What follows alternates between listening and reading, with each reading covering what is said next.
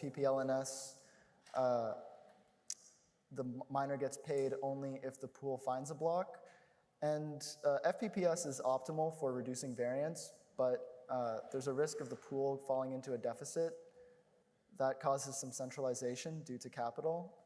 With PPLNS, the miners are exposed to variance, so they don't like that as much.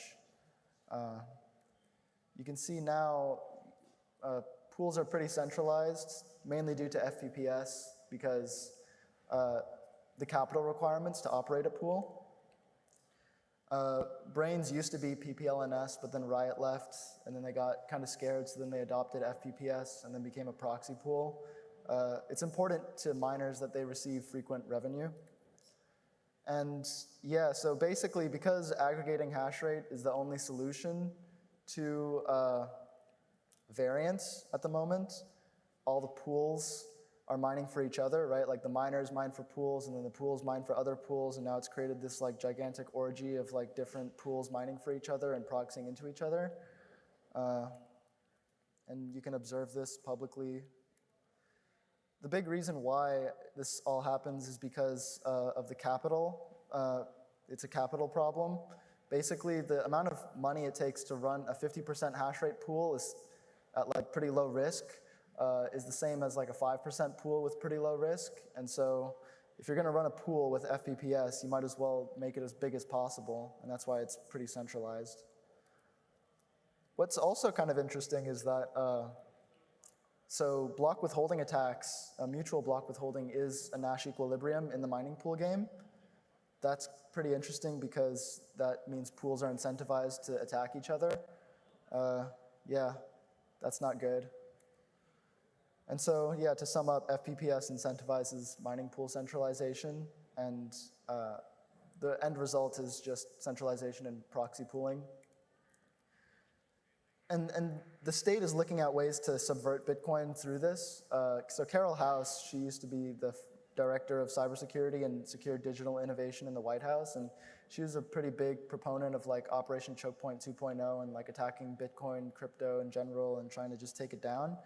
And so she gave a talk at Princeton a while back and talked about how, this is the quote, miners and pools validating transactions from sanctioned addresses are potentially guilty of strict liability sanctions violation. So they're already thinking of ways to censor Bitcoin. OFAC definitely wants to. They're a financial intelligence enforcement agency for the US Treasury, and they do a lot of sanctioning stuff. And pools can do a feather fork attack, basically, to enforce a blacklist, even at, if they don't have majority of hash rate. You can coerce other pools into basically censoring or self-censoring. So a solution is lots of small pools, right? Small pool proliferation to reduce the risk of censorship. So braid pool is a potential, but it's not in reality yet, like operational. If you have a bunch of Stratum v2 pools with PPLNS payouts that can have some sustainably decentralized hash rate, that would be awesome. But then miners need to deal with PPLNS, and they need to be okay with the variance, which right now at the moment it looks like they're not. And yeah, more geographically decentralized hash rate, putting it in nations where there's geopolitical arbitrage, I guess. So yeah, the problem with small pools is the inherent variance risk. It means FPPS is untenable, right? It creates this moat, this barrier to entry where pools can't basically operate. Yeah, so there needs to be a solution to like variance without aggregating hash rate, or else pools are just going to continue to centralize until there's just one gigantic mega pool. And so I propose a solution, which is hedging hash rate. So a miner or pool can hedge their hash rate by betting against themselves every block, essentially. So if they don't mine the next block, they can get rewarded from the bet. And if they do mine the next block, then they sacrifice the bet. So as long as their bet is less than their payout, they're effectively hedged. You can see this is a diagram of, or a chart of a pool with 5% of global hash rate, and let's say they bet 3.125 BTC every single block. Then the blue is the expected payout if they don't hedge, And you can see there's a pretty wide variance here with the dotted lines, but if they hedge every single block, then that compresses the entire variance to a little bit lower than expectation. So you pay a small fee, and then you can basically have pretty expected payouts. If you have a miner with 2% hash rate and the expected payout is, let's say, 1 BTC, then the miner can just bet 1 BTC against their pool every single block. And a speculator can bet 0.194 BTC in favor of the pool. And basically, if the pool doesn't find the block, they can earn 0.194 BTC. And if they do, then they, basically they sacrifice their bet. And that leads to a variance reduction of about 99.96%, which is pretty good. Their expected value decreases, so their expected revenue decreases. But you have a sustainably predictable income, and that's nice for miners. So the benefit is that hedging hash rate de-risks variance without incentivizing hash rate aggregation. And it's all possible today just with derivatives, basically. You make bets on Bitcoin. You can do that with DLCs or other mechanisms. And then with something like this, miners can hash for small pools without the variance risk. And that can be really nice for decentralization. So I'll go into the math behind it now. It's going to get a little technical. So if you let x be a random variable that represents the number of blocks that a pool finds with some probability p within n blocks, then you know that x follows a binomial distribution. The expected value of x is n times p. And so you can think of it like if you have 5% hash rate, and there's 2016 blocks in a difficulty epoch, then the expected number of blocks you find is 0.05 times 2016. The variance, np times 1 minus p, this is just standard math. Standard deviation is the square root of the variance. And so if you define this function r from x to the naturals as a reward function, where it takes in x and it outputs b times x, where b is the minimum expected miner payout, then you can define like a reward function for miners. And you can get the expected value and variance of that. So basically, I'll explain how this is all done with DLCs. Basically, in a DLC, you can have a liquidity provider commit some collateral and a miner commit some collateral. And then after, let's say, 2016 blocks, you can have a payout split where the LP gets paid out and the miner gets paid out. And that's based on how many blocks were mined in that difficulty epoch. So we define this DLC with this payout curve delta. So basically, delta is equal to b times this thing x minus theta n over 1 minus theta.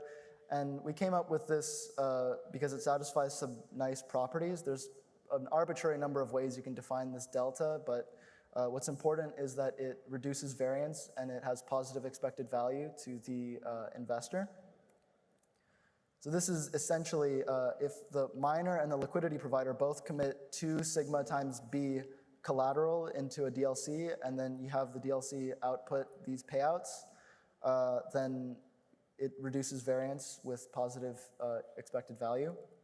So here's a proof. Basically, we prove that the expected value of delta is greater than 0, so it's really just expanding and simplifying, just some algebra. And the only thing that it relies on is the fact that you know what P is. So you know what the probability of the pool or the percentage of the global hash rate that the pool has. As long as you know that, then you can define some theta which is lower than P, and then the expected value of this payout curve is positive. And the proof is similar. If you guys want to actually look at all these proofs, I've linked the white paper that I wrote that has all of them on the GitHub. And yeah, it basically is similar, just like some basic algebra, and then you can prove that the variance is reduced by an order of magnitude. And that order of magnitude is well defined. It's 1 minus theta over 1 minus theta squared. And so for theta like 1% or 5%, the variance is reduced by quite a bit, 98% or 90%.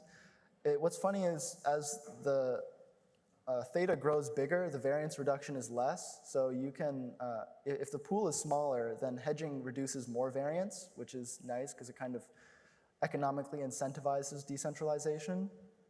And so, yeah, it reduces payout variance for smaller pools, which is the pools that would be optimal to use this. So I can go over a little example.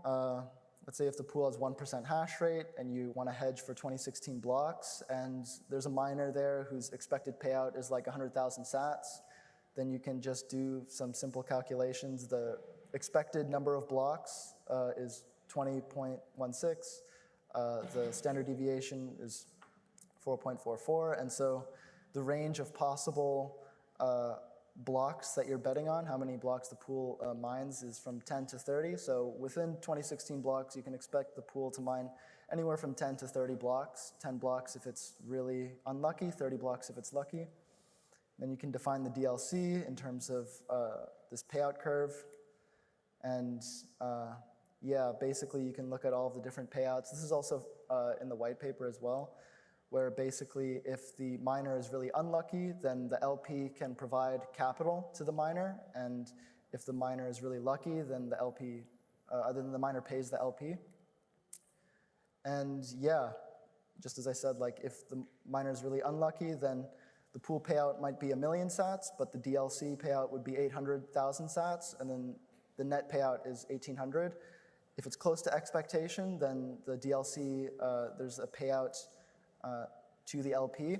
And then if the miner is really lucky, then they earn no money. All of it goes to the LP. And you can see that with this diagram or this chart here. Basically, the red line is the DLC payout, and the blue line is the pool payout. So if the miner is really unlucky and the blue payout is underneath the average, then the red line, the DLC payout, will compensate it. And then you can see that there's a green line on top, which is the basically the addition, like the net payout. The purple at the bottom represents the liquidity provider. So their payouts have positive expected value over time. And then we ran some simulations, and that's basically what we found is most of the time they're making money, some of the time they're not. So it's probabilistic, right? And it depends on what the, what the odds are. Like if you know what the probability is of that pool or the proportion of their global hash rate, then you can set a theta which correctly creates a positive expected value. Yeah. So there's some challenges and trade-offs and difficulties. Basically, the problem is not the tech, but it's the capital. It's the fact that someone needs to be committing like hundreds of Bitcoin to this, and miners need to adopt it, and yeah, someone needs to take the risk. So that's kind of the issue here. But yeah, that's about it. Happy to answer any questions. Yeah? I'm curious how small of a scale is this model applicable to for mining too, right? Like, I have 1 bit X. Could I do something like this? The question is, at what scale does this function well? Like, if I have 1 bit X, let's say is 1.2 terahash because it's one of the new gammas. Is this something that is feasible for miners at that small of a scale, or is there a certain point where it breaks? And I guess the opposite question would be like, what's it look like to the upside? So I mean, when it comes to the upside, like the largest it can go to is pretty much uncapped. Like Foundry was interested in doing stuff like this, but on the smallest scale, it's kind of like you need a counterparty who's willing to put up with that risk, right? And you can do it for like Ocean, for example, or like Demand Pool is soon going to launch. You can do it for like their scale where you're for sure gonna they're for sure gonna find a block. But if you're lottery mining and you're not sure whether or not you're gonna find a block, then the counterparty is going to be taking a lot of risk, and you might not find someone who's willing to take that risk.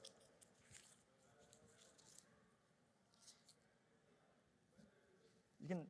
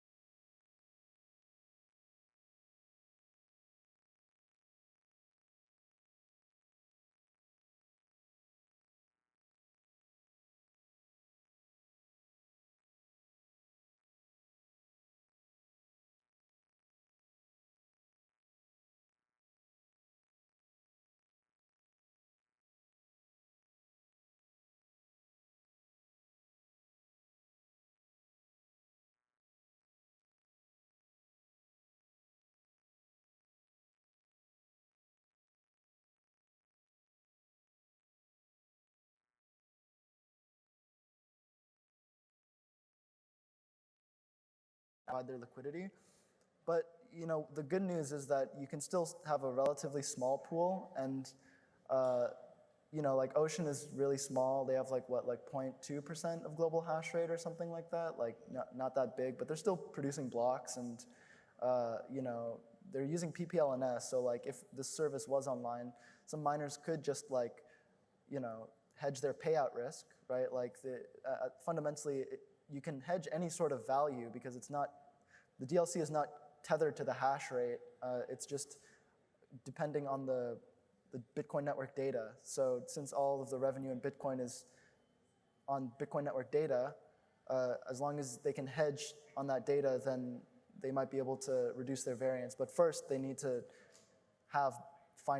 they need to be finding blocks, and that's kind of the bar. It just seems like over time you can get kind of a rough feel of like, if we had 10,000 BitXs running through, then our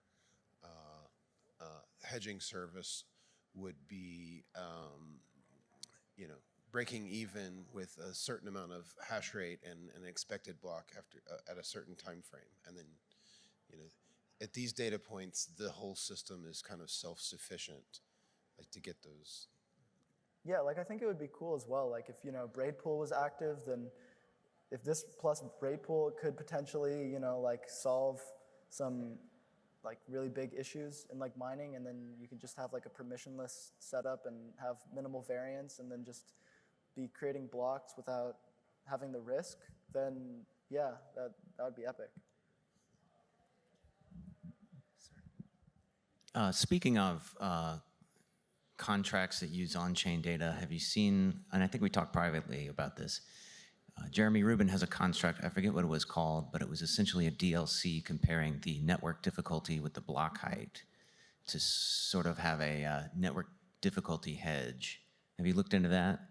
Yeah, I actually talked to Taj about that in Tokyo, and that looks really cool. It's just for like the primary motivator for me to look at all of this was like, okay, there's this issue with like mining centralization, right? And what's the fundamental reason why it's getting centralized? It came to me, it was like variance. Like if it weren't for variance, why would pools just continue to like centralize and aggregate hash rate? And so it felt like, okay, if we solve the variance issue, then maybe we could have smaller pools that were sustainable. With difficulty, it's cool, right? But I just don't see the exact, let's say, solution to whatever problem it's posing. Like we know that difficulty is going up over time, but how exactly miners see that as a problem that could be mitigated and a solution that we could build for that, it's kind of unclear to me. Yeah, that's a good point. One last shout out, I'm taking a run at this same problem with instead of DLCs, eCash. Very important work. Thank you for doing all the analysis. I agree, this is the most important problem, so awesome stuff. Yeah, thank you. Any other questions?